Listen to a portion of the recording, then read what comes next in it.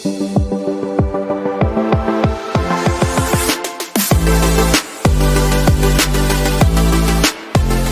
विकास विश्वकर्मा आप सबका स्वागत करता हूं विकास स्टडी पॉइंट पे। सो दोस्तों, इस वीडियो में हम बात करने वाले हैं क्लास 12 का हिस्ट्री चैप्टर नंबर 6 पार्ट 1 भक्ति सूफी परंपरा। ये चैप्टर का नाम है। देखिए, मैं बहुत खुश हूं इस चीज की वजह से क्योंकि बच्चों ने डिमांड किया है सर 6 चैप्टर लाओ।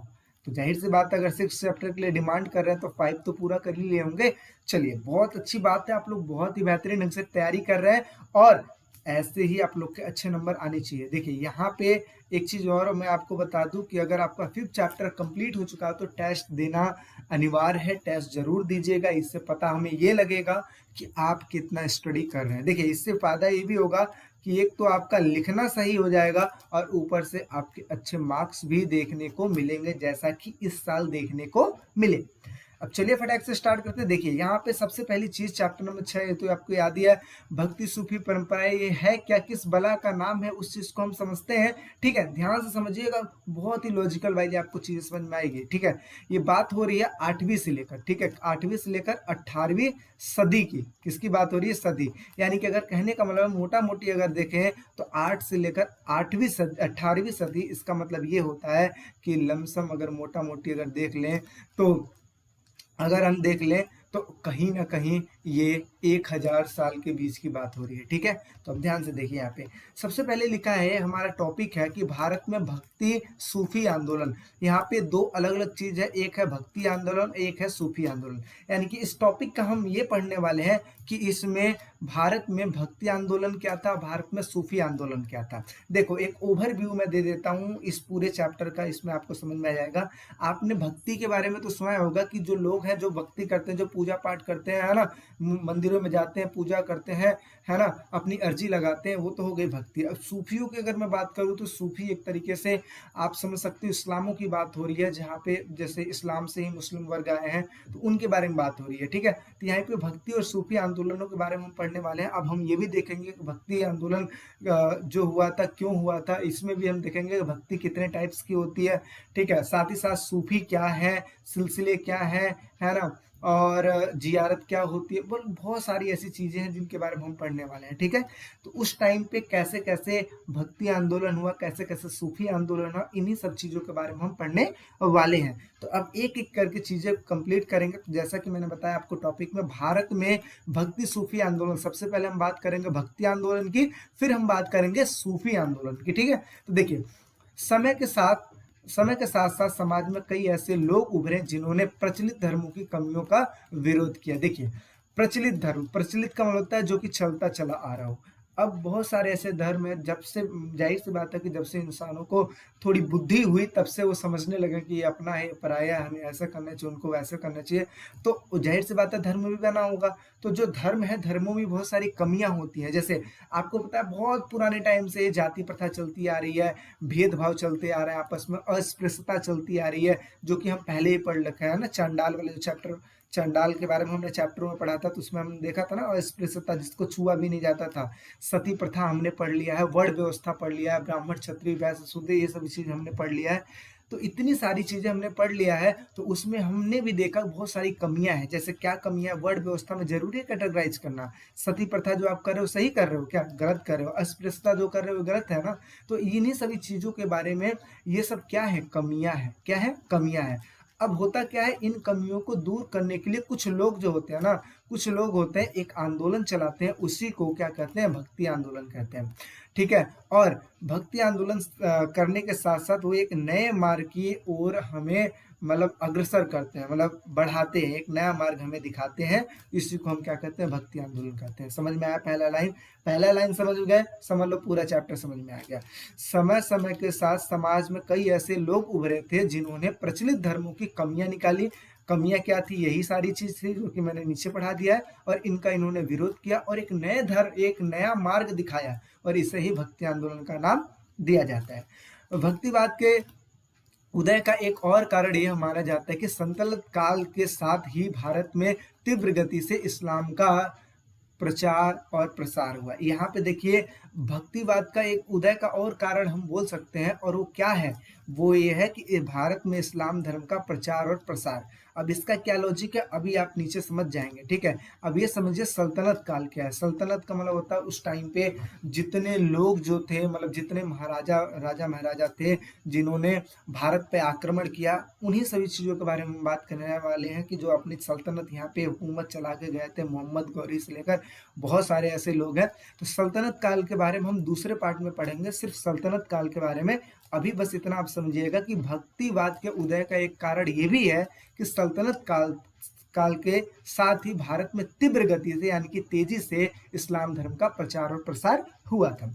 दिल्ली के सुल्तानों ने इस्लाम के प्रचार या प्रसार के लिए हिंदू धर्म पर अत्याचार करने का प्रारंभ कर दिया था। यानी कि अब देखो क्या है, उस टाइम पे जो सुल्तान थे इस्लाम धर्मों का प्रचार करने के लिए, जाहिर सी बात है अपने धर्मों का जो फैलाव करेगा तो दूसरे धर्मों को नुकसान तो पहुंचाएगा। तो ये उस टाइम पे बहुत नुकसान पहुंचाया गया था, ठीक है। तो दिल्ली के सुल्तानों ने इस्लाम के प्रचार या प्रसार के लिए हिंदू धर्म पर अत्याचार करना प्रारंभ कर दिया और उन्होंने ही हिंदू मंदिरों और मूर्तियों को तोड़ दिया और हिंदुओं को जबरदस्ती इस्लाम अपनाने के लिए मजबूर किया, ठीक है। आगे हम बात करते हैं तो आगे चल के क्या होता है। अब जाहिर सी बात है हिंदुओं का नुकसान करोगे तो जाहिर सी बात वो लड़ेंगे ही। तो आगे चल के क्या होता है कि अब इन दोनों ये एक दूसरे से विरुद्ध हो जाते हैं। तो दोनों में एक दूसरे के विरोध की भावना जागृत हो गई थी और हिंदुओं ने अपने धर्म की रक्षा के लिए तथा अपने ही धर्म में बहुत सारी जो बुराइयां थी, जैसे देखो वर्ण व्यवस्था ये हिंदू धर्म में ही है, ठीक है, सती प्रथा ये हिंदू धर्म में ही थी। तो ऐसी जो बुराइयां थी इन बुराइयों को दूर करने के लिए धर्म सुधारकों ने एक प्रकार का आंदोलन चलाया और इसी को भक्ति आंदोलन का नाम से जाना जाता है। तो देखिए दो चीज आपने समझा, एक तो आपने देखा कि प्रचलित कमियां, और जाहिर सी बात है कमियां इसमें भी बात की गई है और कमियां इसमें भी बात की गई है। तो कमियां तो हमारा जो पॉइंट हुआ वो तो हुआ ही है, साथ ही साथ ये जो लड़ाई हो रही थी, इस्लाम जो थे वो मूर्ति तोड़ रहे थे और मंदिरों को लूट के लेके चले जा रहे थे, इनकी वजह से भी धर्म सुधारकों ने एक प्रकार का आंदोलन चलाया जिसको भक्ति आंदोलन के नाम से जाना जाता है। साथ ही मुसलमानों ने सूफी संप्रदाय पर जोर देना प्रारंभ कर दिया। तो भक्ति आंदोलन समझ में आ गया कि क्यों स्टार्ट हुआ था, और मुसलमानों ने अपनी जो सूफी संप्रदाय थी इनको जोर देने के लिए एक आंदोलन चलाया था, इसी को सूफी आंदोलन का नाम दिया जाता है। तो आई होप सो आपको क्लियर हो गया होगा सूफी बात क्या है और भक्ति आंदोलन क्या है, समझ में आ गया, ठीक है। अब देखिए यहाँ पे समझने वाली बात है कि ये देखिए ये एक प्रकार का टॉपिक है और हमें टॉपिक को समझना है, ठीक है ना। अब ये किसी भी धर्म किसी से उससे कोई रिलेटेड नहीं है, मैं बस चीजों को समझाने के लिए आपको क्लियर कर रहा हूँ, ठीक है ना। तो चलिए अब आगे बात करते हैं। उस समय प्रचलित धर्मों की कमियां थी जो कि मैंने आपको बता दिया। 6ठी शताब्दी में भक्ति आंदोलन की शुरुआत हुई थी और इसकी शुरुआत अलवार और नैनार ने की थी। ये जो 6ठी शताब्दी में जो भक्ति आंदोलन हमें देखने को मिला था, इसकी शुरुआत किसने की थी? अलवार और नैनार ने किया था। और इसके प्रथम प्रचारक कौन थे? शंकराचार्य जी को कहा जाता है। तो ये प्रथम स्लाइड मतलब पहला स्लाइड था जिसमें मैंने ये सारी चीज आपको बता दिया। अब क्वेश्चन में आपसे ये भी पूछा जा सकता है कि भक्तिवाद को स्टार्ट करने वाले कौन थे? अलवार और नैनार थे। प्रथम प्रचारक कौन थे? तो शंकराचार्य थे। अगर 1 नंबर के क्वेश्चन में आता है तो लिख लीजिएगा, ठीक है। नेक्स्ट बात करते हैं, आगे समझते हैं भक्ति के 2 मार्ग थे। कौन कौन से मार्ग थे? एक था निर्गुण भक्ति, दूसरा था सगुण भक्ति। तो आपको अगर टॉपिक से ही क्लियर करना है तो निर्गुण का मतलब होता है जिसका आकार ना हो। तो यानी कि यह वह लोग होते थे जो ईश्वर को निराकार मानते थे, यानी कि कहते हैं कि हम जब भगवान को देखे नहीं तो उनका हम आकार क्यों मान लेते हैं, ठीक है। तो वही चीज है कि इनका कोई आकार नहीं है और अगर हमें मानना है भगवान को तो दिल से मानिए। और इनके अनुसार अगर बात किया जाए तो ईश्वर का कोई रंग और रूप नहीं होता है और इन्होंने मूर्ति पूजा का विरोध किया एवं ध्यान लगाने और नाम स्मरण करने पर जोर दिया। एक तो ध्यान लगाने और दूसरा है स्मरण नाम जपना, इन सब चीजों पर इन्होंने ध्यान दिया, ठीक है। मूर्ति पूजा का इन्होंने खंडन किया था, जैसे कि एग्जाम्पल के तौर पर गुरु नानक और कबीरदास जी, ठीक है, ये याद करके रखिएगा। अब हम बात करते हैं सगुण भक्ति क्या है। तो ये ईश्वर को साकार मानते थे, यानी कि इनके मतलब पूजा करेंगे हम, जो भक्ति करेंगे वो मूर्ति की हम पूजा करेंगे, ठीक है। इसमें मूर्ति पूजा हुआ करती थी, जैसे कि आप मान सकते हो मीराबाई इसके जो समर्थक है, मतलब एक तरीके से हम एग्जाम्पल के तौर पर मीराबाई को रख सकते हैं, क्योंकि ये हमेशा कृष्ण जी की मूर्ति अपने पास रखते थे, उनसे प्रेम करते थे। ठीक है, आगे समझते हैं। आगे समझते हैं भक्ति आंदोलन के कारण, यानी कि ऐसे कौन कौन से कारण है जिसकी वजह से भक्ति आंदोलन स्टार्ट हुआ। तो जैसा कि मैंने आपको बताया, एक तो सबसे पहली चीज है कमियां, कमियों की वजह से भक्ति आंदोलन स्टार्ट किया गया। और दूसरा चीज है कि उस टाइम पे जो कुछ ऐसे इस्लाम में कुछ ऐसे लोग थे जिन्होंने जिन्होंने मंदिरों को लूटा, जिन्होंने मतलब मूर्तियों को तोड़ा। ठीक है, उनके खिलाफ ही एक आंदोलन चलाया गया था, उसी को भक्ति आंदोलन कहा जाता है। तो ध्यान से देखिएगा, पहला चीज है रूढ़िवादिता को खत्म करना। रूढ़िवादिता एक तरीके से मान लो कि अंधविश्वास, मान लो अंधविश्वास करना। रूढ़िवादिता एक तरीके से जैसे सपोज कोई मतलब अंधविश्वास ही एक तरीके से मान लो कि अंधविश्वास जो होता है उस चीज को खत्म करने के लिए, जैसे मान लो कि सती प्रथा है। सती प्रथा जो ब्राह्मण चलाया करते थे, वो कहते थे कि पति मर गया तो स्त्री को भी चिता पे जला दो। तो ये क्या है, अंधविश्वास है, तो गलत ही तो है। ठीक है, कहते थे जिंदा रह के क्या करेगी, इसी की वजह से ये हुआ वो हुआ, 10 चीजें हैं। ठीक है, और इसमें क्या है कि मुस्लिम आक्रमणकारियों के अत्याचार की वजह से क्या हुआ कि भक्ति आंदोलन स्टार्ट हुआ, जो कि मैंने पहले ही बता दिया है। धर्म जाति की समाप्ति का भय। इसमें क्या है कि अगर मान लो कि एक धर्म किसी दूसरे धर्म पर ज्यादा अत्याचार करता है, तो जाहिर सी बात है कि ये पावरफुल हो जाएगा और ये क्या हो जाएगा, ये खत्म हो जाएगा। तो इस वजह से धर्म खत्म ना हो, इस वजह से भक्ति आंदोलन को स्टार्ट किया गया था। दलितों का उद्धार। अब सबसे ज्यादा शोषण किसका होता है, दलितों का ही होता है। तो दलितों के उद्धार करने के लिए मतलब एक तरीके से भक्ति आंदोलन को चलाया गया था। आगे वर्ण व्यवस्था का अंत करने के लिए, कि ब्राह्मण क्षत्रिय वैश्य शूद्र इन सब चीजों का अंत करने के लिए भक्ति आंदोलन को चलाया गया था। और आज के टाइम पे आप देख सकते हो, कोई ये कहता है कि मैं ब्राह्मण हूँ, मैं क्षत्रिय, मैं वैश्य हूँ, मैं शूद्र हूँ। नहीं, सिर्फ नाम से तो आप जानते हो, लेकिन ऐसा कोई कैटेगरी अब जल्दी बनाया नहीं गया है। पहले था, ये सारी कुरीतियां हैं। ठीक है ना, इस चीज को हमें बस समझना है। हिस्ट्री इसीलिए तो पढ़ाई जाती है ताकि आप अपने पिछला चीज समझ सको। ठीक है, आगे समझते हैं। भक्ति आंदोलन की विशेषता देखते हैं। तो विशेषता में अगर मैं बात करूं तो वर्ण व्यवस्था का इन्होंने विरोध किया था, हिंदू मुस्लिम एकता पर बल दिया था, स्थानीय भाषाओं में उपदेश इन्होंने दिया था, आडंबरों का विरोध किया था। ठीक है, देखिए इसमें लिखा ना, हिंदू मुस्लिम के एकता पे बल दिया गया था, स्थानीय भाषाओं में जो भी उपदेश दिया करते थे वो स्थानीय भाषा में, ताकि इजी से मतलब सरल रूप में दूसरों को समझ में आ जाए। आगे आडंबरों का विरोध किया था, मतलब क्या है कि जो पाखंडी है, जो आडंबर है, एक तरीके से ढकोसले हैं, उन सब चीजों का विरोध किया गया था। और मानव सेवा पर बल दिया गया था और समानता पर बल दिया गया था। तो ये इसकी विशेषताएं, बस आपको याद करके रखनी है, ज्यादा कुछ है नहीं। ठीक है, आपको कारण भी बता दिया और आपको विशेषता भी बता दी गई है। नेक्स्ट बात करते हैं, भक्ति की प्रचलित परंपराएं। कौन से परंपराएं हैं, तो यहाँ पे देखो भक्ति की 2 प्रकार की प्रचलित परंपराएं। कौन कौन सी परंपराएं, तो उस चीज को देखिए। इन्होंने क्या किया था, एक व्यक्ति है जिनका नाम है रॉबर्ट रेडफील्ड, इनका नाम है। इन्होंने 2 प्रकार का मतलब परंपरा बताया था। एक बताया था महान, दूसरा बताया था लघु। और मैं सीधा क्लियर कर लूं, महान का मतलब होता है कि जो चीज सबसे ज्यादा बड़ी हो और जो समाज का सबसे उच्च कुल मानता हो इस चीज को। जैसे इसमें किस चीज को रखा गया था, इसमें वैदिक धर्म को रखा गया था, और जिसका अनुसरण समाज के उच्च वर्ग द्वारा बड़े पैमाने पर किया गया था। ब्राह्मणों का वर्चस्व था, यानी कि ये जो कैटेगराइज कर दिया गया था महान में, जिसमें वैदिक धर्म रखा गया था। ठीक है, तो ये इन पे किसका ज्यादा कब्जा था, ब्राह्मणों का था। और ब्राह्मणों द्वारा कही गई सभी बातों का अनुसरण किया जाता था, यानी कि फॉलो किया जाता था। ठीक है, और इसमें देवी देवताओं की पूजा भी की जाती थी। और दूसरे नंबर पे मैं बात करूँ तो लघु था। एक तो हो गया महान, जिसमें ब्राह्मणों का वर्चस्व था, और एक है लघु। लघु का मतलब होता है छोटा, और छोटे में किस धर्मों को रखा गया था, तो निम्न धर्मों को रखा गया था। तो इसमें निम्न धर्मों को शामिल किया गया था, जिसका अनुसरण समाज के निम्न वर्ग द्वारा किया जाता था।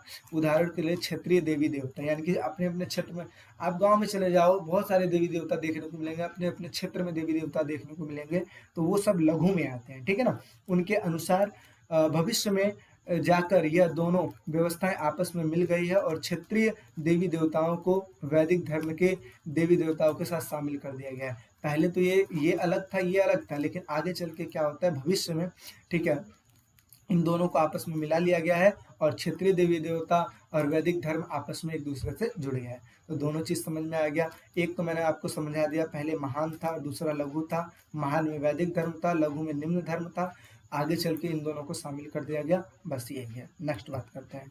अब समझते हैं कि दक्षिण भारत और भक्ति आंदोलन। अब देखिए, अब जैसे आपको पता है कि ये सपोज ये ऐसे ऐसे करके ऐसे ऐसे ऐसे ये भारत का नक्शा बन गया। देखो अच्छे से बना नहीं है लेकिन फिर भी बता रहा हूँ। तो जैसे ये ईस्ट हो गया, ये वेस्ट हो गया, ये नॉर्थ हो गया और ये साउथ हो गया। तो ये अब देखिए क्या लिखा है, दक्षिणी भारत, यानी कि इसकी बात की जाए दक्षिण भारत में अब भक्ति आंदोलन स्टार्ट हुआ था। और इसको स्टार्ट किसने किया था, मतलब स्टार्ट तो अभी हम बात करेंगे, लेकिन क्या हुआ था, भक्ति आंदोलन स्टार्ट हुआ था और इनको दो भागों में बांटा गया है, एक अलवार दूसरा नैनार। अब एक एक करके हम पढ़ने वाले हैं, चीजें समझ में आएंगी। देखिए क्या लिखा है, जैसा कि हमें पता है कि छठी शताब्दी में क्या हुआ था, भक्ति आंदोलन स्टार्ट हो गया था। तो छठी शताब्दी के बाद दक्षिणी भारत में संतों का उदय हुआ और इन्हें जो है मुख्य दो भागों में बांटा गया था। एक को हम कहते हैं अलवार। अलवार मतलब वो लोग जो कि विष्णु जी को मानते हैं, जैसा कि मैंने आपको तस्वीर भी लगा दिया ताकि आपको समझ में आ जाए। वो लोग जो विष्णु जी को मानते हैं उनको क्या कहते हैं, अलवार कहते हैं। तो देखिए क्या लिखा है, अलवार मुख्य रूप से विष्णु जी की पूजा और भक्ति किया करते थे और विष्णु भगवान को सर्वश्रेष्ठ मानते थे, यानी कि सबसे बड़े कौन है, भगवान विष्णु है। आगे विष्णु जी के अनुयायी इनको क्या कहते थे, हरि कहते थे, मतलब हरि का नाम जपो, हरि का नाम, हरि मतलब क्या, विष्णु भगवान। ठीक है। आगे ऐसा माना जाता है कि विष्णु जी ने बुराई के अंत के लिए कई सारे अवतार लिए हैं, जैसे कि आपको बताया कि कृष्ण बन के आए थे कंस को मारने के लिए, राम जी बन के आए थे रावण को मारने के लिए। ऐसे करते करते बहुत सारे अवतार हुए हैं। ठीक है। और अलवारों की संख्या कितनी है, 12। अलवारों का मतलब क्या होता है, जो अलवार मतलब जो कि विष्णु जी को मानते थे, जाहिर सी बात है इसको बहुत सारे जगहों पे फैलाएंगे। तो फैलाने में जो अलवारों की जो संख्या थी वो थी 12। ठीक है। 12 क्यों थी, क्योंकि यही ऐसे 12 लोग थे जिन्होंने अपने अपने समय पे अलवारों को बहुत जगहों पे फैलाया। ठीक है। आगे विष्णु मत के अनुयायी लक्ष्मी और श्री को उनकी पत्नी मानते थे। मतलब क्या है, लक्ष्मी और श्री, देखिए इसमें क्या लिखा है कि विष्णु मत के अनुसार, सॉरी, विष्णु मत के अनुयायी जो थे, जो उनके फॉलोअर्स थे, देखो अनुयायी का मतलब क्या होता है, फॉलोअर, जो उनको मानते हैं।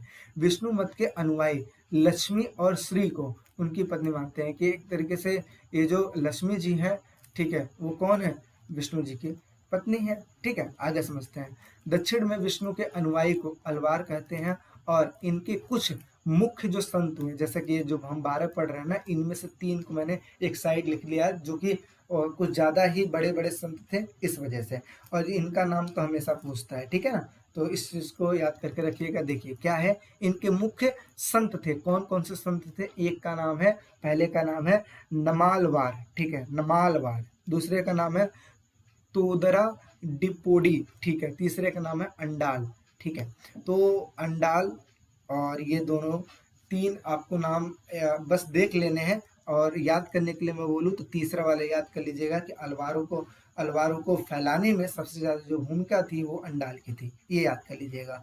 और इसके अलावा अगर आपसे पूछा जाए 1 नंबर के क्वेश्चन में अलवार जो थे, अलवारों का मुख्य रचित ग्रंथ क्या था, तो ये था नलियारा दिव्य प्रबंधम। ये हमारे टाइम पे भी सर ने बोला था याद करके रखना, और जाहिर सी बात है क्वेश्चन पूछा जाता था, और मैं आपको भी सजेस्ट करूंगा कि याद करके रखिएगा। अब एक बार मैं दोबारा ओवरव्यू दे देता हूँ। हमने क्या पढ़ा, दक्षिण भारत और भक्ति आंदोलन हमने पढ़ा। इसमें हमने देखा कि छठी शताब्दी में भक्ति आंदोलन स्टार्ट हुआ, जो कि दक्षिण भारत में स्टार्ट हुआ। इसको 2 भागों में बांटा गया, अलवार और दूसरा नैनार। नैनारों के बारे में अभी हम पढ़ने वाले हैं ना, नैनारों के बारे में पढ़ने वाले हैं। पहले अलवार हम देख लेते हैं।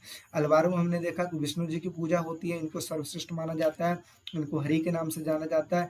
इनमें ऐसे 12 अलवार थे जिन्होंने इस चीज को बहुत ज्यादा फैलाया। लक्ष्मी जी को इनकी पत्नी का दर्जा दिया गया है, दर्जा क्या, लक्ष्मी जी इनकी पत्नी है ही। ठीक है ना। और आगे अगर मैं बात करूं तो इनके मुख्य 3 संत हुआ करते थे, जिनका नाम ये मैंने आपको बता दिया। अंडाल इंपॉर्टेंट है, इस वजह से इनको याद करके रखिएगा। और इनके जो ग्रंथ है नलियारा दिव्य प्रथमम, इस चीज को याद करके रखिएगा। नेक्स्ट बात कर लेते हैं। अब हम समझते हैं नैनार शिव जी को कहा जाता है। तो शिव जी को देखिए, नैनार लोग शिव जी के भक्त हुआ करते थे, जो नैनार हुआ करते थे शिव जी के भक्त हुआ करते थे। ऐसा माना जाता है कि रुद्र के विचारों से शिव की उत्पत्ति हुई थी। जो रुद्राक्ष होता है ना, देखो रुद्राक्ष इसमें नहीं पहन रखे हैं, लेकिन जो रुद्राक्ष माला जो होती है ना, उन्हीं से शिव की उत्पत्ति होती है। वो शिव की उत्पत्ति हुई है। ठीक है, शिव को विनाश का देवता भी माना जाता है। ठीक है, यानी कि संहारक जो है वो शिव भगवान है। आगे, शिव साधु संतों के देवता भी माने जाते हैं। नैनारों की संख्या कितनी थी? 63 थी। जैसे कि हमने समझा यहाँ पे ना, अलवारों की संख्या कितनी थी? 12। वैसे ही नैनारों की संख्या कितनी थी? 63, जिन्होंने शिव जी को अन्य अन्य जगहों पर फैलाया। ठीक है, आगे, यह हिमालय में घोर तपस्या में लीन रहते हैं। ऐसा माना जाता है कि जो शंकर भगवान है, जो शिव जी हैं, जो भोले जी हैं, वो घोर तपस्या में लीन रहते हैं, जो कि हिमालय पे रहते हैं। आगे, इनके जो अनुयायी होते हैं, जिनके जो फॉलोअर्स होते हैं, शिव जी को महादेव और पार्वती जी को महादेवी कहते हैं, है ना। और आगे, और उनके अनुयायी उत्तर में नैनार कहते हैं। क्या इनके अनुयायी को उत्तर में क्या कहा जाता है? नैनार कहा जाता है। तो ऐसा हमें समझ में आ गया कि जो नैनार हैं वो शिव जी के भक्त हुआ करते थे, और जो अलवार हैं वो विष्णु जी के भक्त हुआ करते थे। तो ये दोनों चीज समझ में आ गया ना। अब हम नेक्स्ट बात कर लें। चलिए, अब हम समझते हैं कि राजा उस टाइम के, और जो संत, संत का मतलब होता है वो लोग जो धर्मों को फैलाते हैं। अब इन दोनों में क्या रिलेशन होता है? तो बहुत बढ़िया लॉजिक होता है। देखिए कैसे लॉजिक होता है, अब मैं आपको बताता हूँ। जैसे देखते हो कि एक नेता होता है। क्या होता है? नेता होता है। तो नेता सबसे ज्यादा किसको पकड़ता है? उन लोगों को पकड़ता है जो कि समाज सेवी होते हैं। क्या? समाज सेवी। अब ध्यान से समझिए, जो समाज सेवी होते हैं वो कहाँ रहते हैं? समाज में रहते हैं। और जाहिर सी बात है जनता को भला करते हैं, तो जाहिर सी बात है जनता इनको सबसे ज्यादा मानती है ना। अब नेता क्या करेंगे? आएंगे, इनको समझाएंगे कि आप मेरी पार्टी में आ जाओ और आप हमें सपोर्ट कर दो, ऐसी ऐसी बात है। तो अब ये अगर इसमें शामिल हो जाते हैं तो जनता को लगता है कि ये नेता बहुत अच्छा है। क्यों अच्छा है? क्योंकि इसमें जो समाज सेवी था वो भी शामिल हो गया है। इस वजह से सब वोट कहाँ चले जाते हैं? इस नेता के पास चला जाता है। तो ऐसे ही यहाँ पे भी, अब नेता समझना राजा और संत समझना समाज सेवी। अब होता क्या है, संत जो होते हैं वो ज्ञान देते हैं, और ज्ञान की वजह से जो उस टाइम के जो समाज थे वो सबसे ज्यादा विश्वास करते थे संत पे। और संत और राजा में अच्छा रिलेशन, मतलब राजा संत अच्छे रिलेशन में बन जाते थे, तो सबसे ज्यादा जो मत मिलता था वो किसको मिलता था? राजा को मिलता था। यानी कि सारी जनता राजा को समझती थी, और राजा भी उन्हीं के लिए काम करता था। तो एक प्रकार की, समझ लो ना, क्या है? राजनीति है, बहुत पहले से चलती आ रही है। ठीक है, ध्यान से समझिए। देखिए क्या लिखा है, राजा और संतों के संबंध अच्छे हुआ करते थे, और इसका एक मुख्य कारण था वहां की जनता। जैसे मैंने समाज के एग्जाम्पल लिया ना, वैसे यहाँ पे जनता है। ठीक है, आगे, सामान्य लोगों द्वारा इन संतों को बहुत पसंद किया जाता था। जाहिर सी बात है, जैसे मैंने बताया कि जो समाज है वो संतों को ज्यादा पसंद करती है। एवं उनके अनेकों अनुयायी थे। अनुयायी का मतलब होता फॉलोअर्स थे, जिसकी वजह से राजा का भी इन संतों के प्रति झुकाव था। यानी कि इनको भी ये पता था कि सबसे ज्यादा समाज किसकी बातें मानती है? इन संतों की बात मानती है। इस वजह से इनसे बना के रखो। आगे, राजा संतों के माध्यम से जनता का समर्थन हासिल करता था। जैसे कि मैंने आपको बताया ना कि समाज सेवी की वजह से समाज का जो समर्थन नेता को मिलता है, ऐसे ही राजा भी संतों के माध्यम से समाज का पूरा समर्थन अपने पास लेता था। आगे, अपनी यात्राओं के दौरान इन संतों ने कुछ पवित्र स्थानों को ईश्वर का स्थान घोषित कर दिया। अब क्या होता है कि जो संत इधर उधर आते जाते रहते हैं तो कुछ पवित्र स्थान देखते हैं, और इसी को क्या कह देते हैं कि ये ईश्वर का स्थान है। अब राजा चांस क्या मारते हैं कि जो ईश्वर का स्थान जहां जहां पे संतों ने घोषित किया है, वहां पे क्या करते हैं? विशाल मंदिर बनवा देते हैं। ठीक है ना, विशाल मंदिर बनवा देते हैं, और जिसकी वजह से इन जगहों को तीर्थ स्थल माना जाने लगा था। ठीक है, समझ में आ गया। आगे, कई राज्यों कई राजाओं, यहाँ पे एक चीज मिस्टेक है, कई राजाओं द्वारा इन संतों की मूर्तियां भी मंदिरों के अंदर लगवाई गई। अब कई सारे ऐसे राजा थे जो कि कई सारे ऐसे राजा थे जो संत हुआ करते थे उस टाइम के, उनकी भी जो मूर्तियां थी उनको भी मंदिर में रखवाया। जैसे आप देखते हो कि अक्षरधाम में चले जाओ तो वहां पे भी देखोगे कि जिन्होंने अक्षरधाम में कह रहा हूँ, आप चले जाओ वहाँ पे छतरपुर। ठीक है, छतरपुर मंदिर में आप देखोगे कि एक है पंडित जी, मतलब संत ही है एक तरीके से, उनकी मूर्ति बनी हुई है। ठीक है, तो उनको भी ऐसे ही जो संत हुआ करते थे, संतों की भी मूर्तियां राजा मंदिरों में लगवा देते थे, बनवा देते थे। आगे, ठीक है, जैसा कि एग्जाम्पल के तौर पे बात करूँ तो चिदंबरम तंजावुर और गंगेकोंडा चोलपुरम के मंदिर में ऐसा दिखाई देता है। ठीक है। तो इस तरीके से हमें समझ में आ गया कि राजा और संत में संबंध हुआ करता था और इस हिसाब से वो सारा चीज हुआ करता था। और ये जो मैप वाली जो सीन है ये सब का सब मैं आपको बता दूंगा, मैप का एक अलग ही वीडियो लाऊंगा जिसमें सारा मैप मैं क्लियर करवा दूंगा। समझ में आ गया। अब चलिए नेक्स्ट बात कर लें। अब नेक्स्ट बात करते हैं कर्नाटक के वीर शैव परंपरा। कर्नाटक के वीर शैव परंपरा का मतलब क्या है, यहाँ पे हम ये बात करने वाले हैं कि कर्नाटक में एक परंपरा चली थी जिसका नाम था वीर शैव। अब ये वीर शैव है कुछ नहीं, बस एक ही लॉजिक याद करना है कि शिव जी, ये जो शिव जी को सबसे ज्यादा मानते थे, किसको बोलते थे, शिव जी को सबसे ज्यादा मानते थे, सॉरी शिव जी को सबसे ज्यादा मानते थे। और शिव के वीर को वीर शैव कहा जाता था। शिव के वीर का मतलब क्या होता है, शिव के जो भक्त हुआ करते थे उन्हीं को वीर शैव का नाम दे दिया जाता है। बस यही आपको याद करना है। तो कर्नाटक के वीर शैव मतलब शिव के वीर को वीर शैव का नाम दे दिया जाता है। तो देखिए 12वीं सदी में कर्नाटक के एक ब्राह्मण जिनका नाम था वसवन्ना, ये जो ब्राह्मण है इन्हीं का नाम था वसवन्ना। वसवन्ना ने एक नए आंदोलन की शुरुआत की थी और यह जैन धर्म को मानने वाले थे। किसको मानते थे, ये जैन धर्म को मानते थे। परंतु आगे जाकर इन्होंने ब्राह्मणवादी व्यवस्था का विरोध करना शुरू किया और एक नई व्यवस्था अपनाई। इन्होंने एक नई प्रकार की व्यवस्था बनाई। ठीक है, आगे इन्होंने समाज सुधार का कार्य किया, ब्राह्मण व्यवस्था में उपस्थित सभी कुरीतियों का आलोचना किया। इन्होंने क्या किया कि अपने हिसाब से एक नई व्यवस्था बनाई और दूसरे के जो वो थे नियम कानून जो कुरीतियां थी उन सभी चीजों को खत्म कर दिया। ठीक है, अब देखिए इनके अनुयायियों को क्या करते थे, वीर शैव कहते थे। वीर शैव जो इनके अनुयायी थे, जो इनको मानते थे, इन्हीं को वीर शैव कहा जाता था। और वीर शैव का मतलब क्या होता है, शिव के वीर। ठीक है, और ये क्या करते थे, लिंगायत में मतलब एक तरीके से बोला जाता है लिंग धारण करने वाले थे, यानी कि लिंग के रूप में पूजा करते थे। आप जैसे देखते हो कि जो पंडित वगैरह होते हैं अपने पास एक लिंग लेके रखते हैं कि ये इसको पिटारे में रखा जाता है। ठीक है, ताकि जब भी पूजा वगैरह किया जाए तो उस चीज को निकाल के पूजा किया जाए। जैसे आप देखते हो भगवान भोले को, भगवान शिव को लिंग के रूप में पूजा जाता है, तो उन्हीं की बात हो रही है। ठीक है ना, तो वो लिंग धारण करके रखा करते थे, ऐसे जो संत हुआ करते थे वो। यह शिव की पूजा लिंग के रूप में करते ही इन क्षेत्र में, देखिए यह शिव की जो पूजा होती थी एक लिंग के रूप में किया करते थे। ठीक है, किया करते हैं। और इस क्षेत्र में लिंगायत आज भी एक महत्वपूर्ण समुदाय बने हुए हैं। एक तरीके से कहा जाए तो कर्नाटक में जो लिंगायत है एक प्रकार का महत्वपूर्ण समुदाय बना हुआ है। समझ में आगे चीज है, हमने समझाया कि 12वीं शताब्दी में स्टार्ट हुआ था, वसवन्ना ने इस चीज को स्टार्ट किया था, 1 नंबर में पूछ सकता है। आगे चल के इन्होंने जैन धर्म को ये मानने वाले थे, लेकिन आगे चल के इन्होंने बहुत सारा चीज किया, ब्राह्मणवादी व्यवस्था को भी खत्म कर दिया। ठीक, खत्म नहीं कर दिया बल्कि क्या है उनको छोड़कर एक नई व्यवस्था बना ली। और आगे क्या लिखा है कि इनके जो अनुयायी थे इन्हीं को शिव के वीर के रूप में जाना जाता था। ये लिंग के रूप में भगवान की पूजा किया करते थे, शिव की पूजा किया करते थे और आज भी लिंगायत के रूप में प्रचलित है।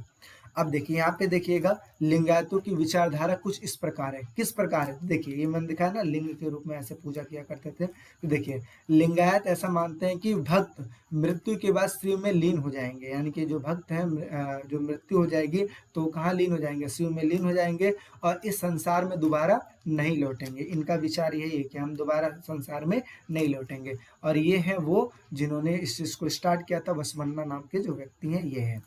ठीक है, आगे समझते हैं। लिंगायतों ने पुनर्जन्म को नहीं माना था, यानी कि इनके हिसाब से पुनर्जन्म यानी दोबारा से जन्म नहीं होता है।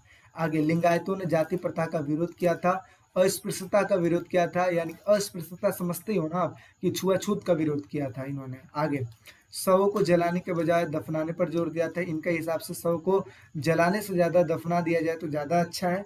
आगे विधवा स्त्री के पुनः विवाह करने पर बल दिया था, यानी कि इनके हिसाब से जो सती प्रथा थी वो सबसे बेकार थी और जो विधवा स्त्री है उसका दोबारा से विवाह कर दो। तो इन चीजों पे इन्होंने ज्यादा बल दिया था। आगे समझते हैं। अंतिम संस्कार में दफनाया जाता था, यानी कि जो भी वो होता था, जो दाह संस्कार होता था, ठीक है, उसका अंतिम संस्कार होना जरूरी है। तो ये लिंगायत की कुछ विचारधारा थी जो कि हमने पढ़ लिया है। ठीक है, तो आज हमने क्या क्या देखा इस चीज को देख लीजिए एक बार, दोबारा मैं रिवाइज करवा देता हूँ। रिवाइज में यही है, हमने समझा भारत में भक्ति आंदोलन, फिर हमने समझा सूफी आंदोलन, मैंने आपको बता दिया क्योंकि हुआ था। फिर हमने क्या समझा, भक्ति के दो मार्ग थे, एक निर्गुण भक्ति, दूसरा सगुण भक्ति। फिर हमने समझा भक्ति आंदोलन के कारण और विशेषता। फिर हमने समझा भक्ति की प्रचलित परंपरा, जहाँ पे हमने देखा एक था महान, दूसरा था लघु। महान जिसमें वैदिक धर्म था और लघु जिसमें निम्न धर्म था। आगे चल के दोनों कंबाइन हो जाते हैं। फिर हमने समझा दक्षिण भारत में अलवार चला और दूसरा नैनार चला। अलवार को विष्णु जी को बोलते हैं और नैनार शिव जी को बोलते हैं। फिर हमने समझा राजा और संत में संबंध, और इसके बाद हमने समझा कर्नाटक की वीर शैव परंपरा, ठीक है, जहाँ पे हमने देखा शिव को लिंग के रूप में पूजा जाता था। और फिर हमने समझा इनकी विचारधाराएं, ठीक है। और इस तरीके से इस पार्ट में इतना ही, ठीक है। अब नेक्स्ट पार्ट में बात करेंगे और जितनी भी चीज़ें हैं उस चीज़ को कंप्लीट करेंगे, ठीक है। बाकी थैंक यू सो मच, आप लोग इतना सपोर्ट कर रहे हैं, और जाहिर सी बात है ज़्यादा से ज़्यादा फ्रेंडों के पास शेयर कीजिए ताकि वो भी पढ़ पाए। और टेंशन तो बिल्कुल मत लीजिए क्योंकि सारा चीज़ आप लोग को मिलेगा, सारा का सारा चीज़ मिलेगा, बस यह बिलीव बनाए रखिएगा, ठीक है ना। चलिए मिलते हैं नेक्स्ट पार्ट में, अभी के लिए टेक केयर, बाय बाय।